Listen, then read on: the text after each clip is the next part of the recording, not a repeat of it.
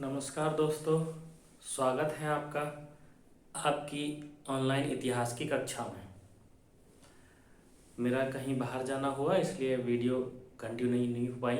उम्मीद है आप लोग अच्छे होंगे और अच्छे से अपनी परीक्षाओं की तैयारियां कर रहे होंगे। हमने लास्ट वीडियो में सिंधु घाटी सभ्यता को समाप्त कर दिया था, यानी पढ़ करके सिंधु घाटी सभ्यता समाप्त हो गई थी और उसके प्रश्न उत्तर भी आप लोगों को करा दिए गए थे। उसके आगे का इतिहास अब हम आगे पढ़ेंगे। तो उससे अगले ही क्रम में सिंधु घाटी सभ्यता के बाद वैदिक सभ्यता प्रारंभ होती है। जैसा कि मैंने बोर्ड पे पहले से कुछ लिख के रखा है जिससे कि आपको ज़्यादा पढ़ाया जा सके। वैदिक संस्कृति, तो सिंधु घाटी सभ्यता के बाद एक और संस्कृति प्रकाश में आई जो 1500 से लेकर के 1500 से लेकर के 600 ईसा पूर्व तक के काल में विकसित रही, फली फूली और खूब अच्छे से विकसित हुई। उस सभ्यता को वैदिक सभ्यता के नाम से जाना जाता है। एक नाम है इसमें वैदिक सभ्यता। ये जो वैदिक सभ्यता थी ये वेदों पर आधारित होने के कारण इसको वैदिक सभ्यता कहा गया, क्योंकि वेद हमारे 4 हैं, ऋग्वेद, सामवेद, यजुर्वेद, अथर्ववेद। तो माना जाता है कि इन वेदों से ही इस संस्कृति की जानकारी मिलती है और इन्हीं से हमें वैदिक सभ्यता के विषय में पता चलता है। तो वेदों पर आधारित होने के कारण इसको वैदिक संस्कृति कहा जाता है। तो आइए हम सब शुरुआत करते हैं वैदिक सभ्यता की। तो आप लोग देखेंगे कि मैंने पहले से ही कुछ चीज़ें लिख के रखी हैं। तो हम बात करते हैं वैदिक संस्कृति या वैदिक सभ्यता की। इसका जो समय है वो 1500 ईसा पूर्व से 600 ईसा पूर्व, यानी लगभग 900 साल का इतिहास या 1000 साल का इतिहास हम यहाँ पे पढ़ेंगे। सिंधु सभ्यता के पतन के बाद, सिंधु घाटी सभ्यता के पतन के बाद एक नई संस्कृति प्रकाश में आई जो पूर्णतः एक ग्रामीण सभ्यता थी। आप सिंधु घाटी सभ्यता को भी यहाँ थोड़ा ध्यान में रखेंगे, उसी को ध्यान में रखते हुए हम इसको आगे बढ़ेंगे, क्योंकि सिंधु घाटी सभ्यता एक शहरी सभ्यता थी जबकि वैदिक सभ्यता एक ग्रामीण सभ्यता थी। तो आप देखेंगे यहाँ कि वैदिक सभ्यता जो है वो एक ग्रामीण सभ्यता है। इस सभ्यता की जानकारी हमें वेदों से मिलती है, इसलिए इसे वैदिक संस्कृति या वैदिक सभ्यता भी कहा जाता है। इस सभ्यता के संस्थापक आर्य थे।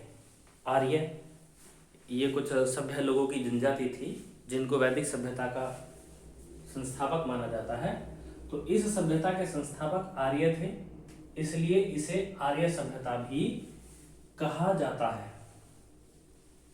आर्य शब्द का अर्थ अनेकों बार परीक्षाओं में आर्य सभ्यता का अर्थ पूछ लिया जाता है। तो आर्य शब्द का जो अर्थ है वो अनेक इसके अर्थ हैं, जैसे कि श्रेष्ठ। आर्य का अर्थ है श्रेष्ठ या उत्तम या उदात्त या अभिजात्य या उत्कृष्ट, ये सभी आर्य शब्द के अर्थ हैं। या कुलीन आदि, यानी आर्य शब्द के अर्थ और भी हो सकते हैं, लेकिन वैदिक सभ्यता में आर्य शब्द का जो अर्थ है वो श्रेष्ठ या कुलीन या अभिजात्य वर्ग से है। सबसे पहले हमें आर्य लोगों का पता कहाँ से चलता है कि आर्य लोग थे जिन्होंने कोई संस्कृति या सभ्यता बसाई थी। तो 1350 ईसा पूर्व के, कई जगह आपको 1400 ईसा पूर्व पुराना भी आपको लिखा हुआ मिल जाएगा कई पुस्तकों में। तो 1350 से 1400 ईसा पूर्व के बोगाज कोई, जो कि पश्चिम एशिया में एक जगह पड़ती है, पश्चिम एशिया, वहां पर एक अभिलेख मिला है।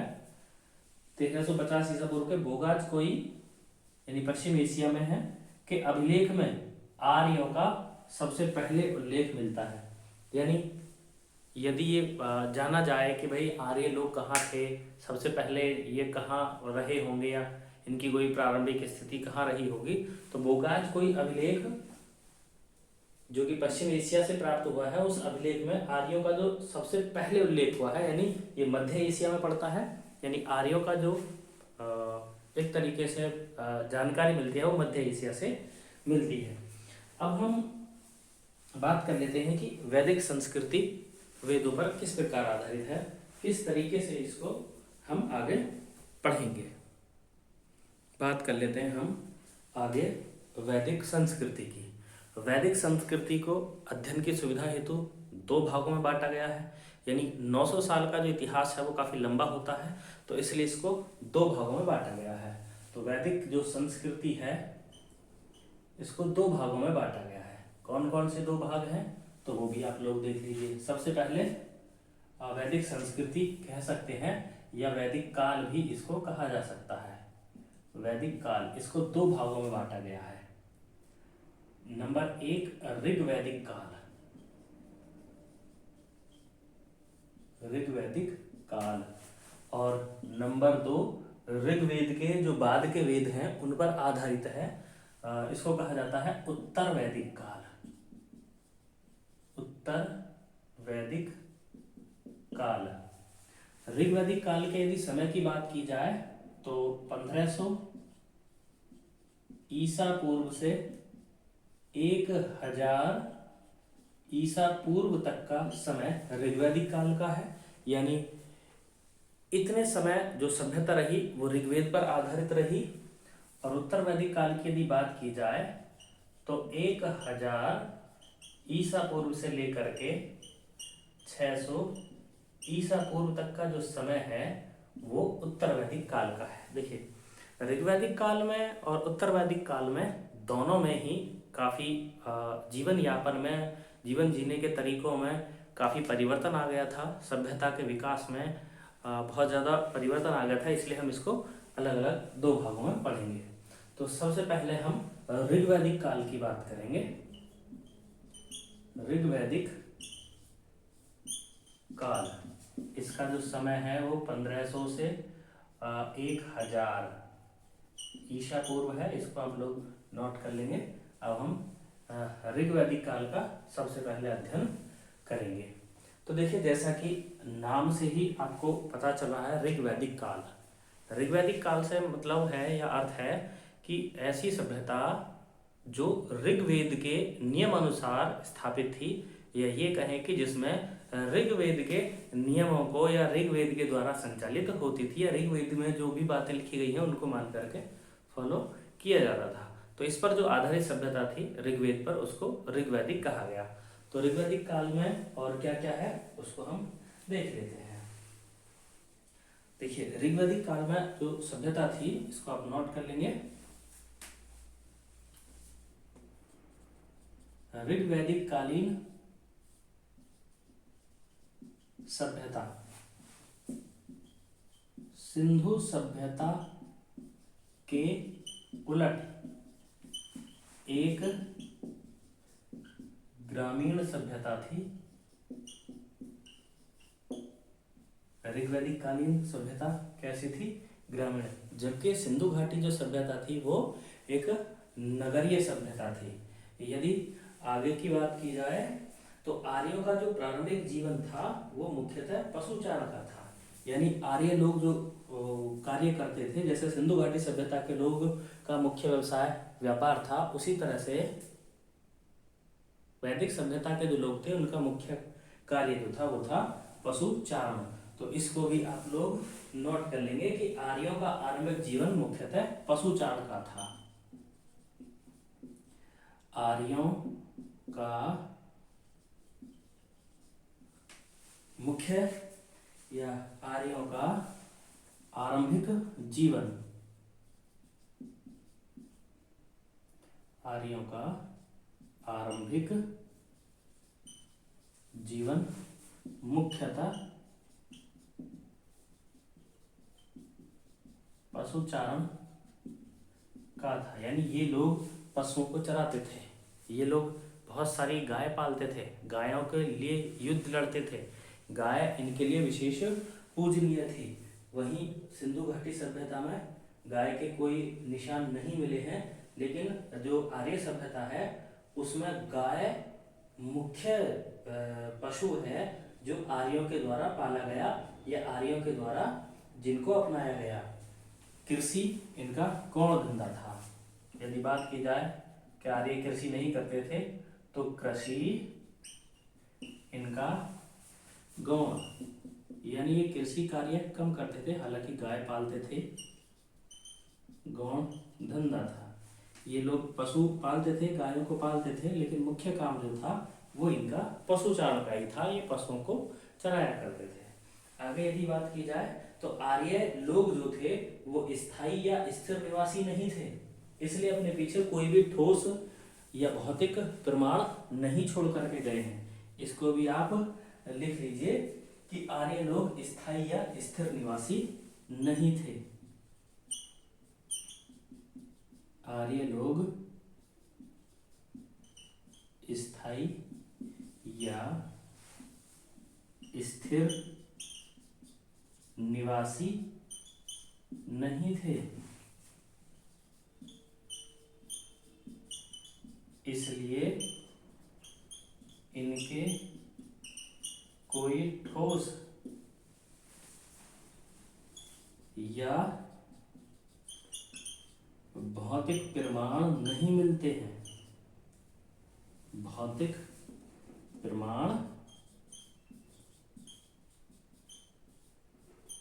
नहीं मिलते हैं। इसका अर्थ है कि आर्य जो लोग थे उनका जीवन स्थायी नहीं था। जैसे सिंधु घाटी सभ्यता में लोगों ने नगर बसा लिए थे, सब स्थायी जीवन यापन करते थे, उस तरह से आर्य जो लोग थे उनका जीवन घुमक्कड़ प्रकार का था। वो लोग पशुओं को चराते थे, जहाँ भी उनको रुकना होता था वहीं अपने पशुओं को रोका, उनको चारा पानी खिलाया और वहीं पर इन्होंने अपना खाना पाना बनाया और वहीं पर ये लोग ठहर जाते थे। एक तरीके से ये स्थायी मकान बना करके नहीं रहते थे, ये एक स्थान से दूसरे स्थान पर पशुओं को, गायों को चराते हुए निकल जाते थे। इसी क्रम में आगे बढ़ते हुए देखते हैं कि और क्या क्या इन लोगों ने किया। तो हम ये कह सकते हैं कि आर्यों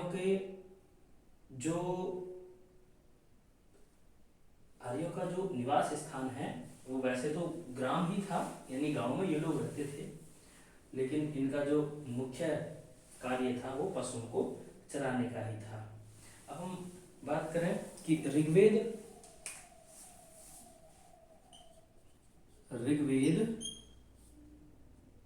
की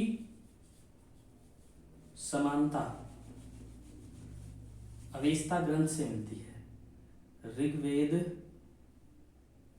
कह सकते हैं ऋग्वेद अवेस्ता या अवेस्ताए जैन या जैनदे अवेस्ता, ठीक है। इसको एक बार सही से देखें कि जो ऋग्वेद है उसकी अनेक बातें अवेस्ता से मिलती हैं। अवेस्ता ईरानियों का पवित्र ग्रंथ है। ऋग्वेद की अनेक बातें अवेस्ता से मिलती हैं, अवेस्ता से मिलती हैं। ये जो अवेस्ता है, अवेस्ता ये ईरानी भाषा का प्राचीनतम ग्रंथ है। ये कहें कि ईरानियों का ग्रंथ है, लिख लीजिए इसको। अवेस्ता ईरानी भाषा का प्राचीनतम ग्रंथ है। मैं एक बार इसको बोर्ड को साफ कर लेता हूँ। अवेस्ता ईरानियों का प्राचीनतम ग्रंथ है, ठीक है। इसको आप लोग नोट कर लेंगे। अवेस्ता जो है वो ईरानियों का प्राचीनतम ग्रंथ है जिसमें ऋग्वेद से समानता मिलती है। ये कहें कि ऋग्वेद की अनेक बातें अवेस्ता में मिलती हैं। अब हम बात कर लेते हैं आर्यों के मूल निवास की, कि आर्य सभ्यता जो सप्त सिंधु प्रदेश में बसी, जिसको कि 7 नदियों का प्रदेश कहा जाता है, उस सभ्यता के मूल निवासी जो थे वो कौन थे। जब विद्वान इस बात का पता लगाते हैं कि जो आर्य लोग थे जिन्होंने वैदिक सभ्यता को बसाया, वो आर्य लोग कहाँ के निवासी थे, वो और कहाँ के रहने वाले थे, कैसे आकर के उन्होंने सिंधु घाटी सभ्यता को वैदिक सभ्यता को स्थापित किया। तो आर्यों के मूल निवास के स्थान के संदर्भ में विद्वानों के अलग अलग विचार हैं। तो सबसे पहले हम लोग लिखेंगे, जानेंगे आर्यों का मूल निवास स्थान, यानी आर्य लोग भारतीय नहीं थे, आर्य लोग भारत में बाहर से आए। 1350 ईस्वी के भोगाज कोई अभिलेख से ये हमको पता चलता है कि आर्य जो थे पश्चिम एशिया के निवासी थे जो कि भारत में आए और वैदिक सभ्यता का इन्होंने निर्माण किया। तो आर्यों के मूल निवास के संदर्भ में विद्वानों के अलग अलग विचार हैं, अलग अलग मत हैं, यानी जितने विद्वान हैं वो सभी एक मत नहीं है। तो इस बात को आप नोट कर लीजिए कि आर्यों के मूल निवास स्थान के संदर्भ में विद्वानों के अलग अलग मत हैं। विद्वानों के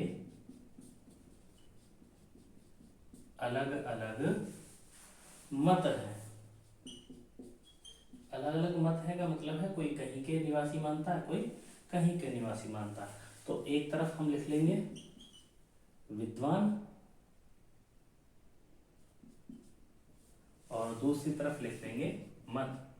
ये परीक्षाओं में चाहे एक दिवसीय परीक्षाएं हो, चाहे विद्यालय स्तरीय परीक्षाएं हो, सभी में ये पूछा जाता है कि आर्यों का मूल निवास कहाँ था। तो एक तरफ आप लोग विद्वान लिखेंगे, एक तरफ लिखेंगे मत। किस विद्वान का क्या मत है, कौन से विद्वान ने किस स्थान को आर्यों का मूल निवास स्थान बताया है। तो देखिए सबसे पहले हम बात करेंगे मैक्स मूलर की। मैक्स मूलर, देखिए इनका जो मत है आर्यों के निवास स्थान के विषय में सबसे ज्यादा मान्य है। इन्होंने मध्य एशिया को आर्यों का मूल निवास स्थान बताया है। इसके बाद अगले विद्वान जो है बाल गंगाधर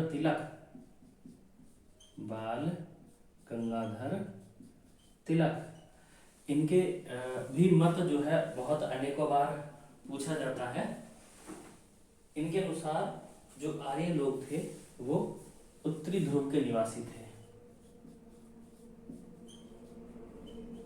उत्तरी ध्रुव, इसको आर्कटिक प्रदेश भी कह देते हैं। आर्कटिक प्रदेश के निवासी थे। इसको जो भी एमए या बीए परीक्षाओं की अंतिम वर्ष की परीक्षा दे रहे हैं फाइनल की, वो जरूर ध्यान रखेंगे कि मैक्स मूलर के अनुसार मध्य एशिया आर्यों का मूल निवास स्थान था और बाल गंगाधर तिलक के अनुसार उत्तरी ध्रुव या ये कहें कि आर्कटिक प्रदेश आर्यों का मूल निवास स्थान था। यदि हम अगले विद्वान की बात करें तो आता है दयानंद सरस्वती। इनको कहें स्वामी दयानंद सरस्वती। स्वामी दयानंद सरस्वती, इनके अनुसार आर्यों का जो मूल निवास स्थान है वो तिब्बत है। इनका मानना था कि आर्य तिब्बत के निवासी थे और तिब्बत से आकर के वो भारत में बसे और आर्य सभ्यता की या वैदिक सभ्यता की स्थापना इन्होंने की थी। अगला यदि माना जाए तो गंगानाथ झा,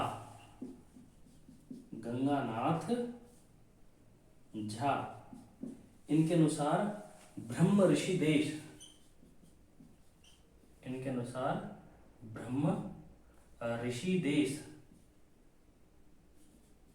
ब्रह्म ऋषि देश जो है आर्यों का मूल निवास स्थान था। ब्रह्म ऋषि देश की यदि बात की जाए तो गंगा यमुना के बीच का जो दोआब है इसी को ब्रह्म ऋषि देश कहा जाता है।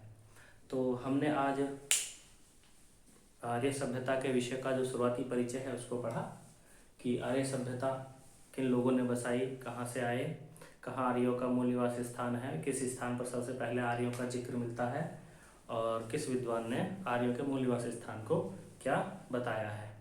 तो इससे आगे की जो बातें हैं वो हम नेक्स्ट वीडियो में करेंगे। आज के लिए इतना ही। थैंक यू, धन्यवाद।